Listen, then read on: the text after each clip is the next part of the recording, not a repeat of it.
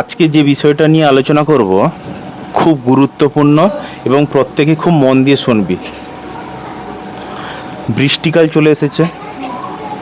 এর আগের ঋতু কী ছিল? গ্রীষ্মকাল।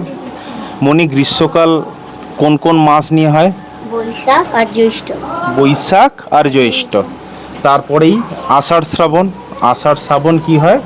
বর্ষাকাল। কিন্তু এখন আষাঢ় শ্রাবণ ভাদ্র প্রায় 3 মাসের বেশি বৃষ্টি হয়। সব সময় না হলেও বৃষ্টি হতে থাকে। আজকে যে বিষয়টা নিয়ে তোদেরকে সাবধান করতে এসেছি সেটা হচ্ছে বৃষ্টিকালে আমরা কি কি করব না।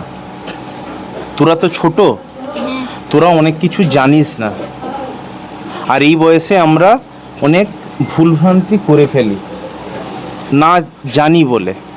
আমিও ছোটোবেলায় করেছি, তোদের মা বাবাও অনেক ভুলভ্রান্তি করেছে। সেই ভুল যাতে তোরা না করিস, আজকে সেই কথাগুলো আমি বলবো। প্রথম যে কথাটা বলবো সেটা হচ্ছে বৃষ্টির শুরু হলে বাড়ির বাইরে কেউ বেরাবে না। 1 নম্বর পয়েন্ট। কি বললাম? বৃষ্টি শুরু হলে কেউ বাড়ির বাইরে বেরাবে না, মনে থাকবে।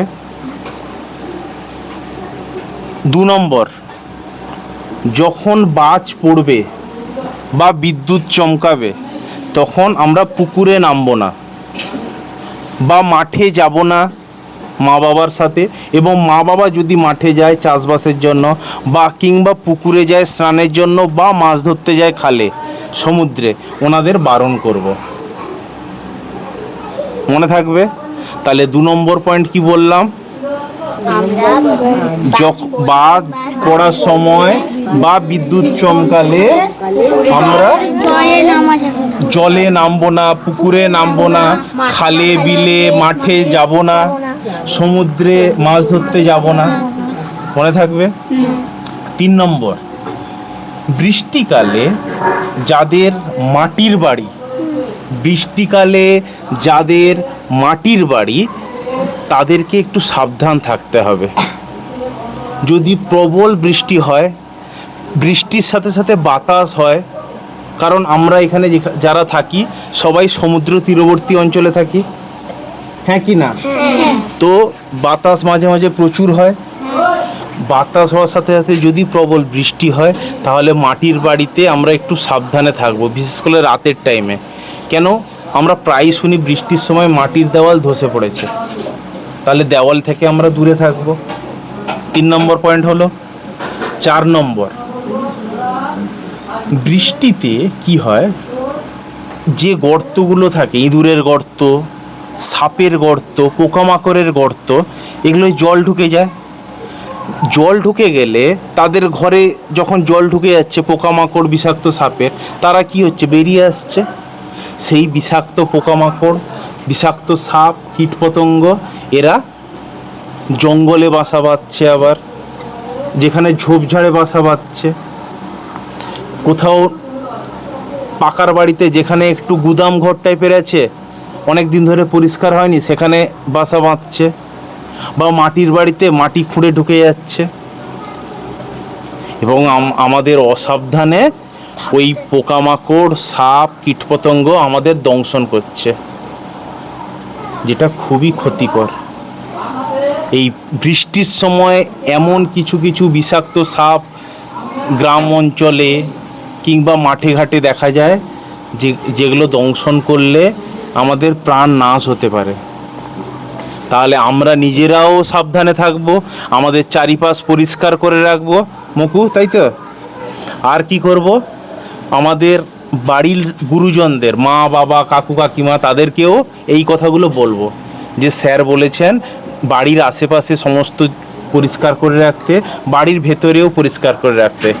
সেই রকম হলে বাড়ির আশেপাশে চুন দেব, ব্লিচিং পাউডার দেব, ফিনাইল দিব। এতে কি হবে? পোকামাকড়ও আসবে না, সাপও আসবে না, মনে থাকবে। বৃষ্টিকালে খড়গাদায় যাব না, বৃষ্টিকালে কোনো ঝোপঝাড়ে যাব না। আরেকটা যেটা আমরা প্রত্যেকে ভুল করি সেটা হচ্ছে যে বৃষ্টির সময় আমরা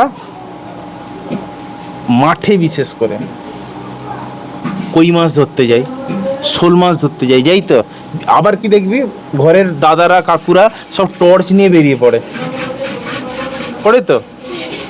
একদম যাবে না কেউ, রাতের বেলা যেতে নেই। একদম রাতের বেলা হোক দিনের বেলা হোক যাবে না। কেন বললাম প্রদীপ? কারণ বৃষ্টি হলে বৃষ্টির জল সাপ বিষাক্ত কীটপতঙ্গের গর্তে ঢুকে যাচ্ছে। এবারে কি হচ্ছে, তারা তো বেরিয়ে আসছে, কোথায় আছে তুই অসাবধানে পা ফেলে দিলি, ছোবল দিয়ে দিলা, তখন কি হবে? তাহলে আমাদেরকে সাবধান থাকতে হবে। আমি আজকেই তোদেরকে এই কথাগুলো বলছি যাতে তোরা সাবধানতা অবলম্বন করিস, যাতে কোনো বিপদ না হয় তোদের। বৃষ্টিতে ভিজলাম, বৃষ্টিতে ভিজলে তো এমনি জ্বর সর্দি কাশি হবে, সেটা তো আলাদা কথা। ডাক্তার দেখাবি, জ্বরের ওষুধ খাবি, সর্দির ওষুধ খাবি, কফের ওষুধ খাবি, ভালো হয়ে যাবি। কিন্তু কোনো পোকামাকড়, বিষাক্ত পোকামাকড়, সাপ এগুলো কামড়ালে অনেক বিপদ হতে পারে আমাদের, তো সেখান থেকে সাবধান থাকতে হবে। লাস্ট যেটা বলবো সেটা হচ্ছে,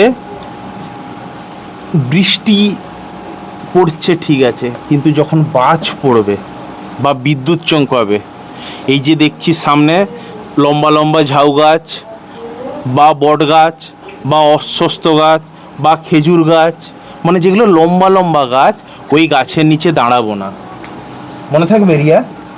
তাহলে বিদ্যুৎ চমকানোর সময়, বাজ পড়ার সময় আমরা লম্বা লম্বা উঁচু উঁচু গাছের নিচে দাঁড়াবো না।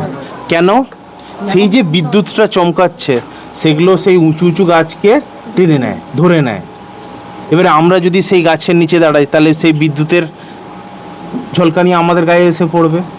এই রিসেন্ট একটা খবর নিশ্চয়ই আমরা প্রত্যেকেই পেয়েছিলাম, যে আমাদের বাড়ি থেকে একটু দূরে জুনপুটের পরে পরে একটা গ্রাম আছে, মোস্ট প্রবলি ওইদিকে গোপালচকে দুটো ছেলে বিদ্যুৎ চমকাচ্ছিল, ঝড় বৃষ্টি হচ্ছিল, তার দুই ভাই বা দুই বন্ধু মোবাইল খুটখুট খুটখুট করছিল, মোবাইলে গেম খেলছিল, বট গাছের নিচে বসছিল, বাজ পড়ে দুটো ভাই বা দুটো বন্ধু স্পটে মারা গেছে। তাহলে আমাদেরকে কি করতে হবে?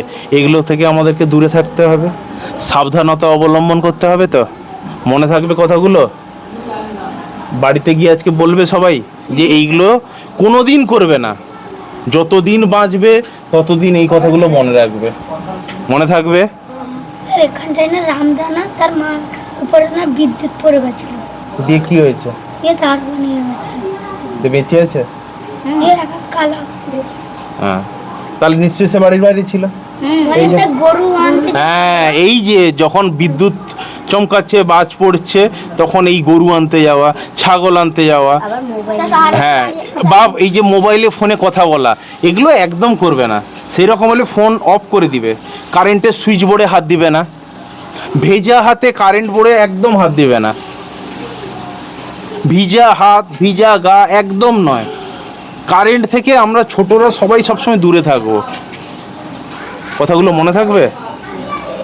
কারেন্টের সুইচ বোর্ডে ভেজা হাতে কোনোদিন তোমরা এখন ছোট আছো, ছোট থেকে বড় হবে, বুড়ো হবে, চুল পাকবে, তো কোনো দিন হাত দিবে না। এবং কেউ হাত দিলে তাদেরকে না বলবে, বাধা দিবে, বলবে এটা ক্ষতি হতে পারে। মনে থাকবে আমার কথা? সবাই ভালো থাকবে। হ্যাঁ।